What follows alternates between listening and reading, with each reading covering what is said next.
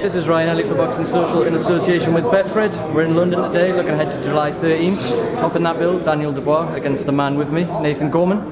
Nathan, how are you today, mate? Very well, mate. How are you?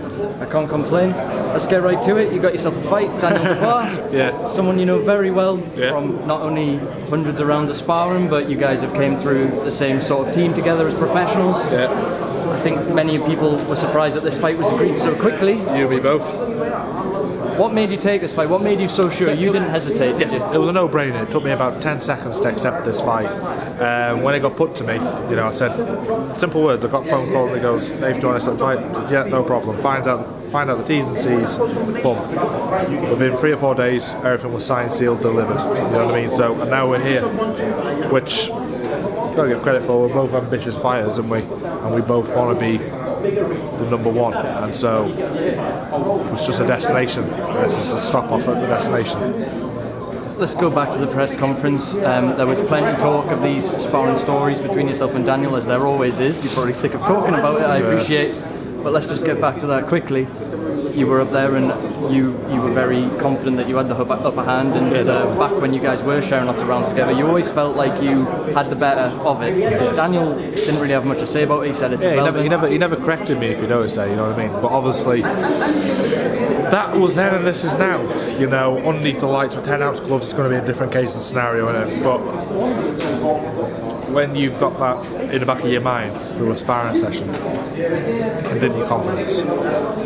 If it does, it does. If it doesn't, it doesn't. Either way, we've got every area covered. I feel like we've got every area covered, so just looking forward to it, to be fair, mate. It's not long to go now, 5.5 weeks. Count down the days, to be fair. I think a lot of people are talking about this fight as a classic boxer versus puncher matchup, but do you think at the same time it would be foolish to A, sleep on Daniel Dubois' boxing ability, and B, to sleep on your power as well? Listen, you can't get anywhere in the sport with just a big backhand. You've got to have something about you.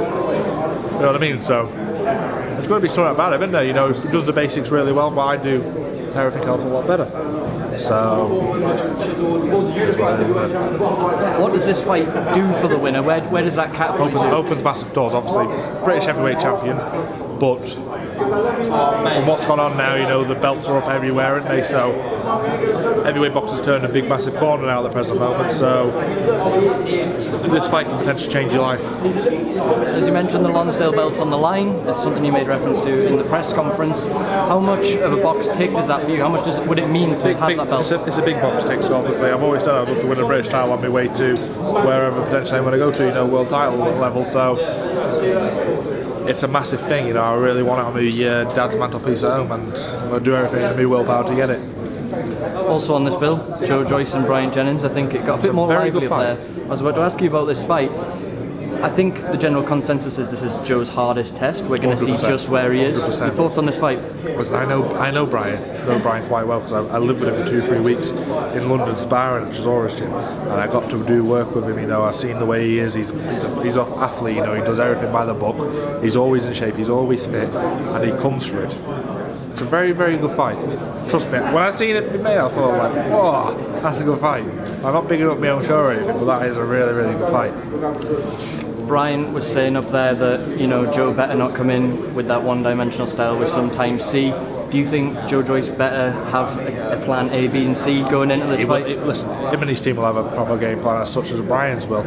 But Joyce is very effective, and so Joyce is very effective for what he does, and Brian's also very effective for what he does. So put them two together, it's in the makings for a real good fight.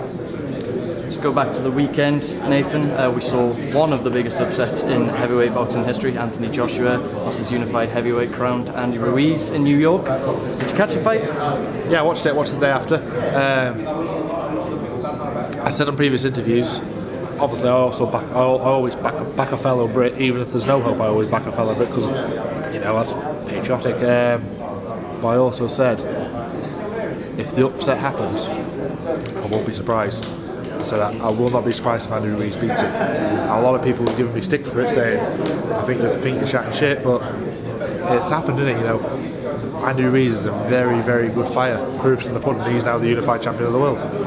We know Andy Ruiz, especially from what we saw on Saturday, is obviously a talented fighter, but I think what a lot of people were not surprised by, but like almost admired, was the heart. He got put down for the first time in his career. He came straight back into the eye of the storm. You've got to rate that. He's got a massive heart, you know, and I think he wasn't fighting for himself. He was fighting for his full family there, because he said in the press conference afterwards, mother will never have to struggle again.